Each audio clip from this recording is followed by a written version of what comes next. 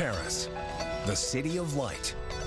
From the Eiffel Tower to the Arc de Triomphe, this jewel of Europe is home to magnificent monuments that draw tourists from all over the world.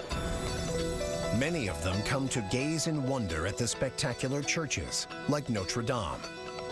But just a mile from that famed house of God sits another stunning place of worship, unknown to many. The Grand Mosque of Paris. The Grand Mosque of Paris is a wonderful structure on the left bank. It is the central focus of Islam in Paris, and indeed, it is probably the most distinct and important Muslim architectural institution in all of Europe. The Grand Mosque was built in 1926 as a token of gratitude for the 100,000 North African Muslims who fought and died for France in World War I.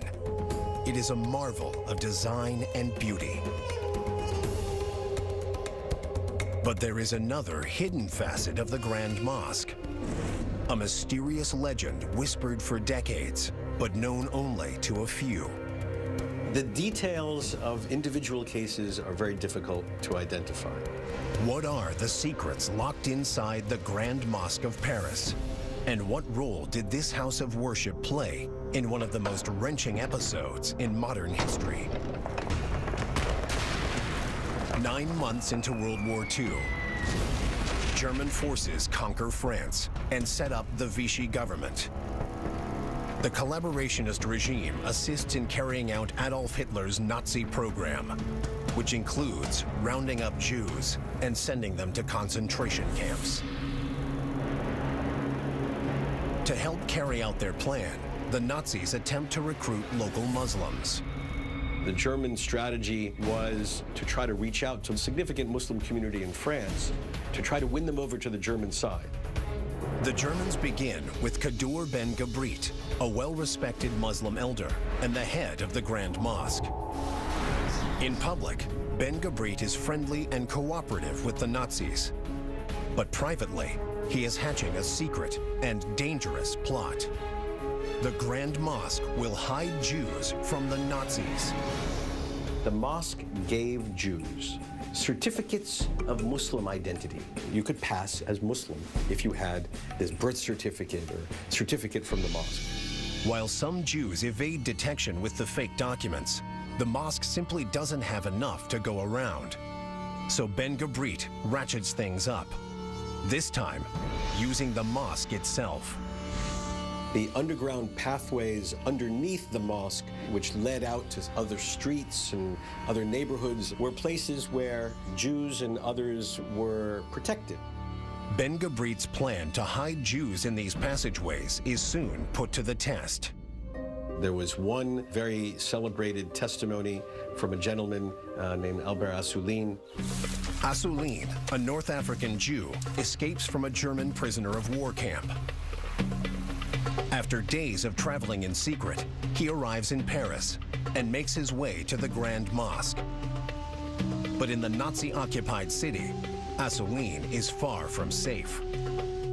While he and other Jews are hiding inside, German soldiers suddenly raid the mosque.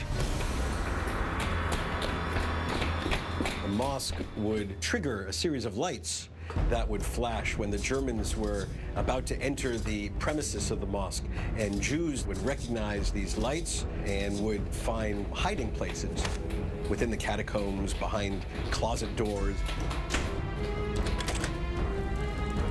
Assouline uses these catacombs to escape, owing his life to the Grand Mosque. It wasn't so much Muslims saving Jews as an interreligious act of faith. It was really Algerians and Moroccans and Tunisians helping other Algerians, Moroccans, and Tunisians despite a religious difference. But the mosque's commitment to saving Jews is about to face its greatest challenge yet. In wartime Paris, a pop singer named Salim Halali is a big hit in town. Halali was one of the most famous singers of the day, very known in the Parisian nightlife. Halali is also a Jew.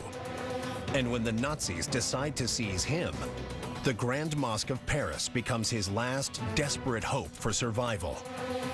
But can the mosque help save one of the most famous men in France?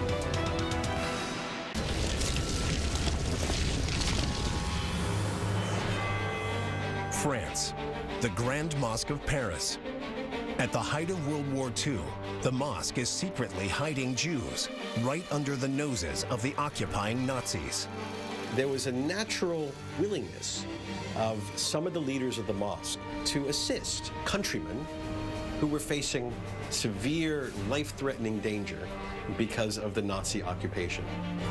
That danger extends to the Muslims themselves, including the mosque's leader, Kaddour Ben Gabrit, who is about to put everything on the line to help save someone seemingly impossible to hide, a famous Jewish pop singer named Salim Halali. He was Jewish from Algeria. He thought that he would be immune from the Germans because he was so famous. But of course, he wasn't.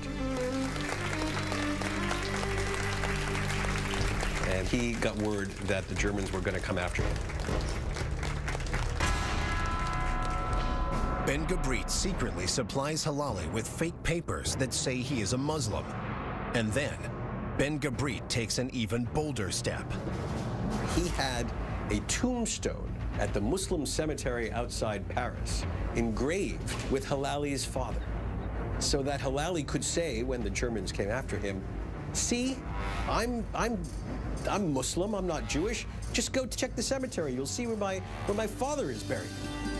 Surprisingly, the Nazis are fooled, and Halali survives the war.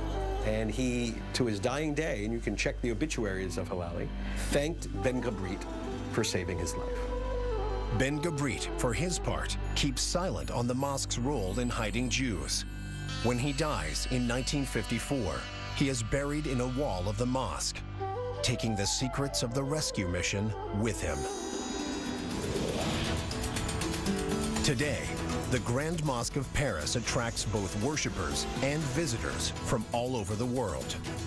And its heroic efforts still resonate for all who walk through its doors.